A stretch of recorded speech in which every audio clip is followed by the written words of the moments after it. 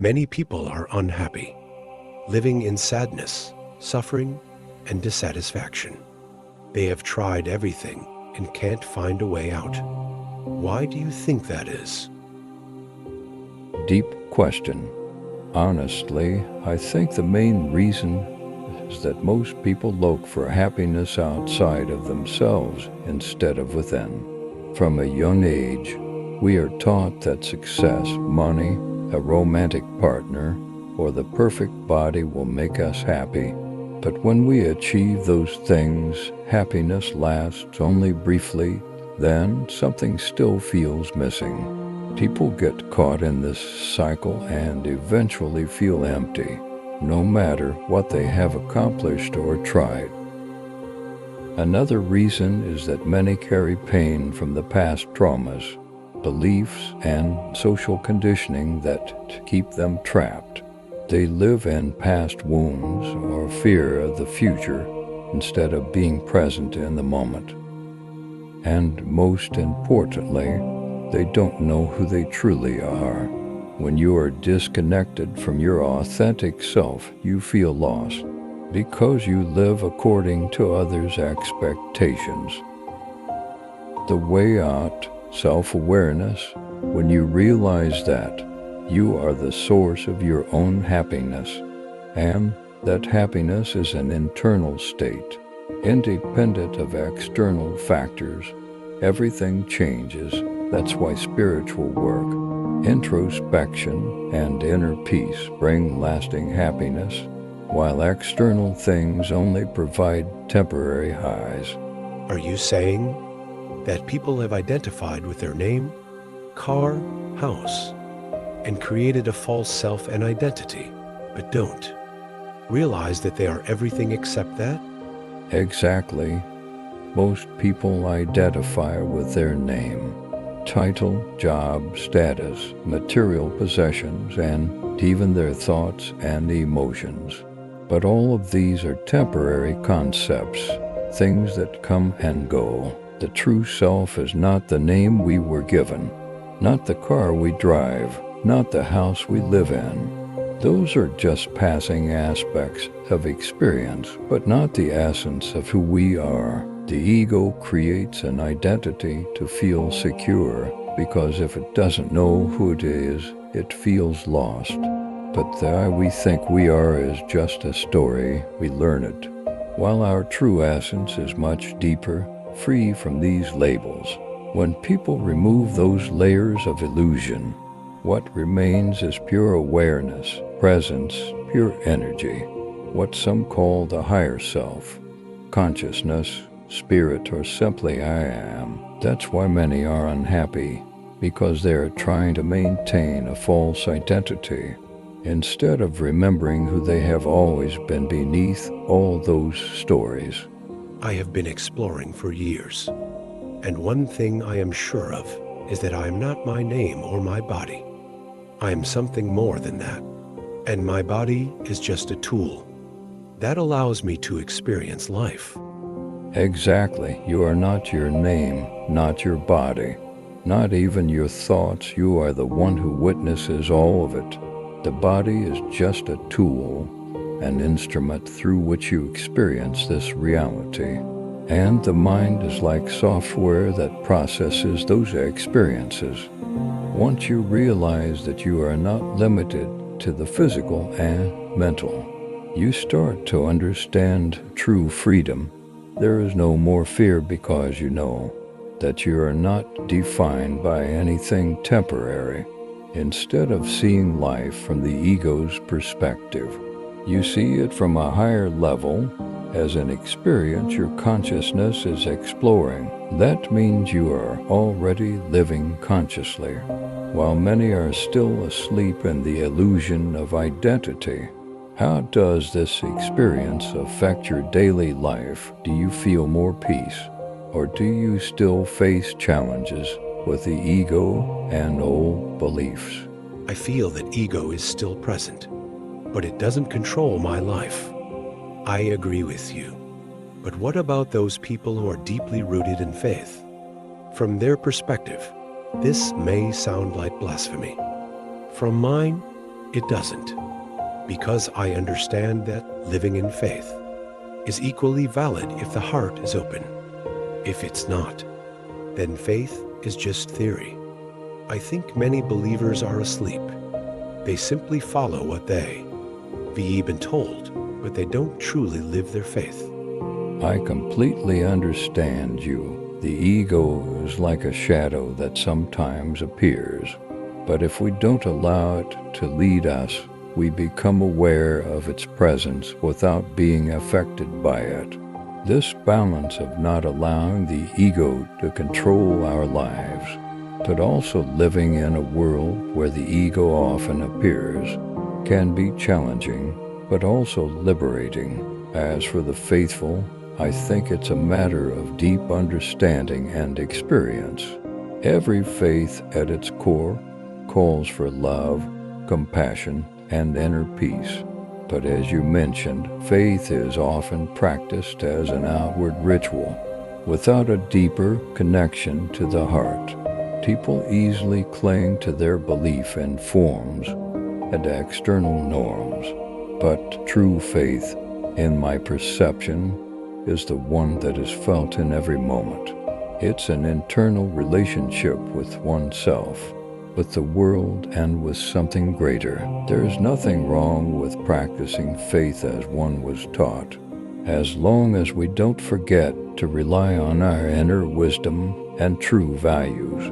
Many people live in systems that impose certain norms, and that can be safe and comfortable for them. However, I deeply believe that a belief that comes from the heart, from personal experience, is what truly leads to inner peace, regardless of the religion or philosophy that accompanies it.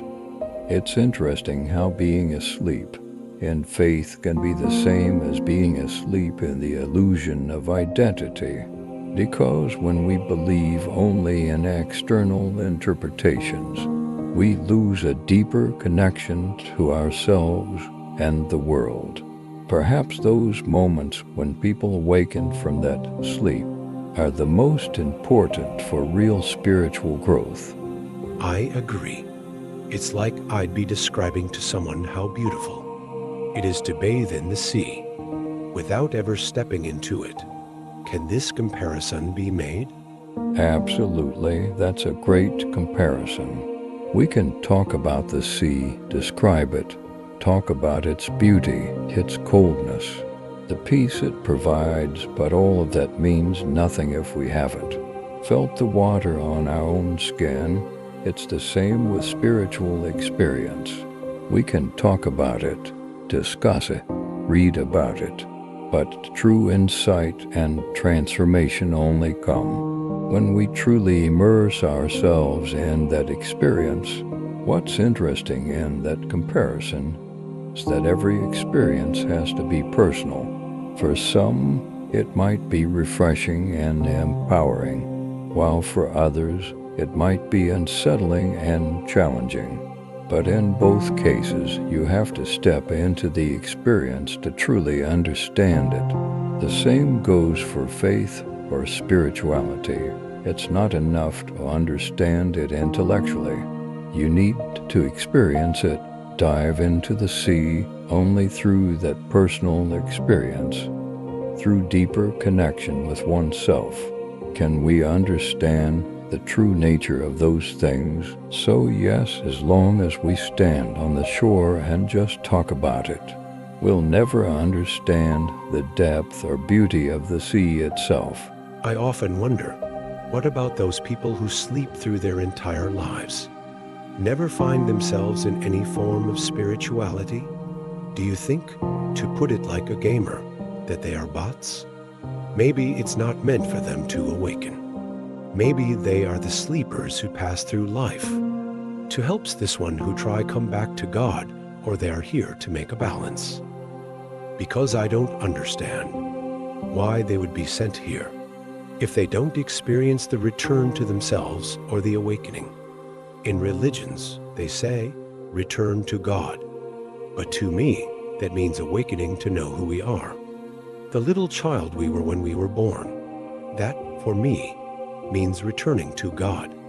Interesting question, and I think many of us occasionally wonder about this. Using terms like bots can be provocative, but it makes sense when we want to point out that some people seem to pass through life automatically without a deeper understanding or exploration of their inner world. These people seem to sleep through life, surviving day by day without asking questions or searching for deeper meaning. Maybe they never wake up from this kind of sleep, and that brings us to the question of why this is the case. Perhaps they are part of a larger plan that isn't always visible to us. It's possible that they're here to play certain roles, even if it doesn't lead them to an awakening in the traditional sense. In that case, as you mentioned, they may serve as sleepers who allow those who awaken to find meaning, wake up, and offer guidance, love, or teachings. Perhaps these people are those who don't seek or ask questions, to give space to those who are awakening to recognize and develop their spiritual journey. As for why they are here, maybe their experience and role aren't necessarily about undergoing deep inner transformation in this life, but rather living life in a simpler, sleeping way. Perhaps these people are part of a system or a larger picture where the awake ones have a chance to grow, wake up, and through that help those who haven't yet asked questions about their existence. When you mention returning to God, I think that we are actually returning, not only to the concept of God in a religious sense, but also to the original, innocent nature we had as children. As we grow, we often forget that inner purity, and returning to God might mean returning to that authenticity, that limitless love, that realization that we are all part of something much bigger, and that, as humans, we are essentially connected to everything. In that context, waking up could be the process of rediscovering that inner purity. So while some people may seem like they don't live in a deep spiritual sense, maybe their path and role in the larger context of life have a purpose that we can't always understand. We all, in some way, learn and grow through differences in experiences. And maybe it's not our task to understand everything at this moment. I'll be a bit cruel now. I wouldn't even call it cruelty. But that's how I see it. When a child dies to a parent, I'm sure that child has returned to its creator, but the parent is left heartbroken. However, that very grief might liberate them, however cruel that sounds. I'm also a parent, and that's my biggest fear, that God would wake me up in such a way. I understand your feelings and deep concern. The topic of death, loss, and the pain it causes in people's lives is truly one of the hardest aspects of human existence. And yes, what you say may sound cruel, but there is a deeper meaning in it that we cannot easily ignore. When loss happens, like in the case of a parent losing a child, that loss can be so profound that many people experience it as the most difficult moment of their life. That process of grief, when deeply felt, can also be a path to self-awareness. Some people, in those moments of facing loss, come to a deeper understanding of life, of themselves, and of their spiritual path. Grief can become like an awakening because it confronts us with something beyond our usual limits, with something inevitable, reminding us that everything in life, including ourselves, is not forever here. It's a deep, introspective experience that can lead us to question what it means to live, to love, and to exist. I understand your fears. The fear of loss, especially the loss of those we love, is a universal fear. Just the thought that such a loss might be the way God would wake us up can be terrifying. However, when we look at life from a spiritual perspective, loss may not be seen as something that punishes us, but rather as an opportunity for growth, a chance for deeper understanding. Even though it is a tough and unjust thing that no one would choose to experience, such moments can lead to awakening and connection with something larger, with love, with calm, with eternal life that doesn't end, and with the realization that everything that is real doesn't die but transforms. There is no ease in this process, and certainly it is not something anyone would choose to go through. But when we look at it through the lens of spiritual awakening, perhaps it is through the deepest wounds that the soul learns true strength, love, and compassion. Although loss may seem like the cruelest thing that could happen to us, it is sometimes also an opportunity for the greatest transformation. This doesn't mean it's easier to cope with, but perhaps it gives a deeper meaning to life and our connection to everything greater than ourselves.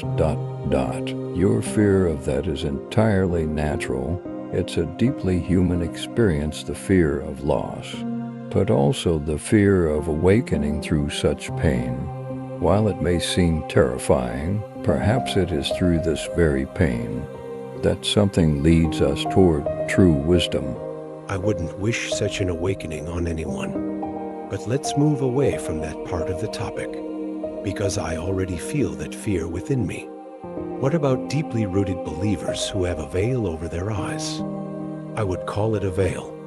They are convinced they live by the rules, by the book, but they don't know they're asleep.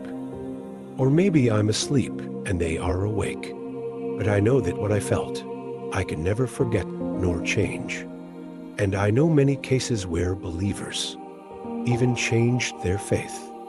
That's why I think what I have inside me is pure and right. Do you agree with me? Thank you for listening. This was just the first part, the first step. In the next video, we will continue where we left off and dive even deeper into the topic. Once again, thank you. I hope this will help some of you, and most importantly, myself, as I seek answers to many questions. Thank you.